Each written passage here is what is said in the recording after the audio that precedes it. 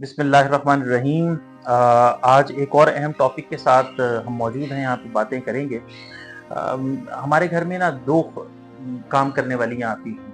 अब वो बच्चियाँ थीं, उनकी माँ उन्हें छोड़ जाती थी। उस खातून की कई बेटियाँ थीं, यानी 3-4 होंगी। तो उनमें से जो हमारे घर आती थी, उनमें से एक खूबसूरत थी और एक कमसूरत थी।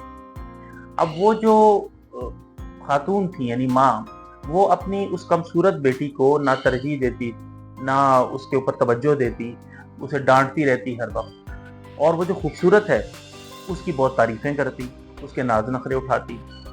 अब तहरीम ने कई दफ़ा इस बात को समझाया कि इस तरह ना किया करो, ये तुम्हारी दोनों बेटियां हैं, तुमसे जन्म लिया है, तुम उसके बावजूद एक को तरजीह देती हो, दूसरी को नहीं देती हो, ये नुकसान होता है।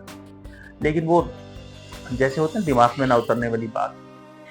अ, हमारे यहाँ पे मुआशरे में जो वालिदैन होते हैं, अक्सर इस तरह की हौलनाक तबाहकुन गलती कर रहे होते हैं कि वो जो खूबसूरत लड़की है, हमारे यहाँ पे खूबसूरत लड़कियों के घर बहुत तबाह हो जाते हैं। ये देखा गया है, हमारे कोचिंग के अंदर भी मुशाहिदे में आता रहता है, लोग भी शेयर करते रहते हैं। तो जो बहुत खूबसूरत लड़कियां होती हैं, उनके घर कई दफा तबाह होते देखे गए हैं। क्यों? पीछे दो वजह बड़ी हैं।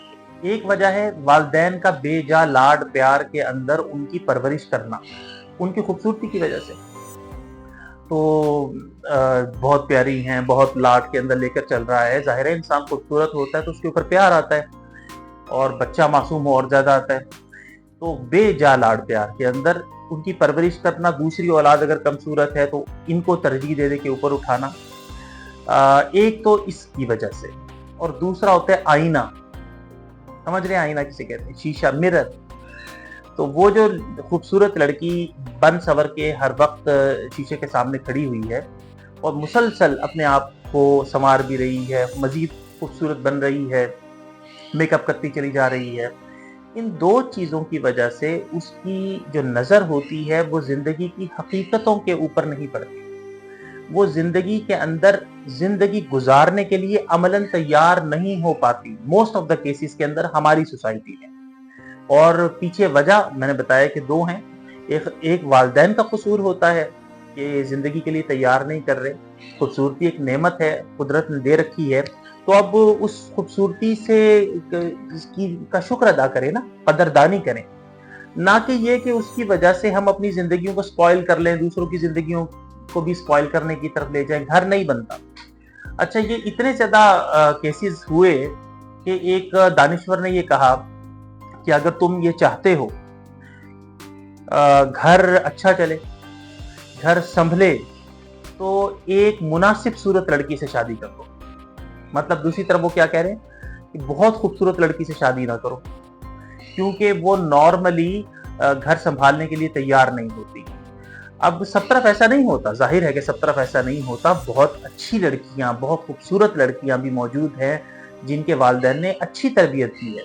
लेकिन यहाँ पे ये एक ऐसा नुक्ता बताने और समझाने और फैलाने की ज़रूरत है, जो हो सकता है हमारी सोसाइटी में, क्योंकि तहकीक का चलन आम नहीं है, हम पढ़ते सीखते कम हैं, हमें तवज्जो करनी चाहिए इस साइड पर, फौरी तवज्जो करनी चाहिए, लाजमी तवज्जो करनी चाहिए।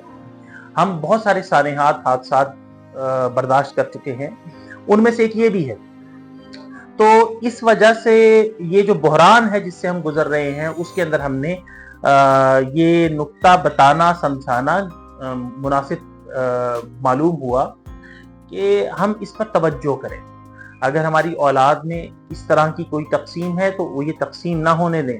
या कुदरती तकसीम है, इंसानों की तकसीम थोड़ी है कि एक बहुत अच्छी सूरत में आ गया, एक उतनी अच्छी सूरत में नहीं आ सका, तो अब वो दो सगे बहन भाइयों को या दो सगे भाइयों को या दो सगी बहनों के अंदर ही अगर हम इम्तियाज कायम कर देंगे, उनकी किसी ऐसी वजह की बुनियाद पे जो जिसमें उनका अपना कोई अमल दखल भी नहीं है, तो उससे एक एहसास कमतरी में जाएगा, एक की जिंदगी खराब होने की तरफ जाएगी और दूसरे की जिंदगी भी खराब होने की तरफ जाएगी, क्योंकि हमने उसको बेजा लाड प्यार की वजह से घर संभालना सिखाया ही नहीं, जिंदगी की ऊंची नीच सिखाई नहीं।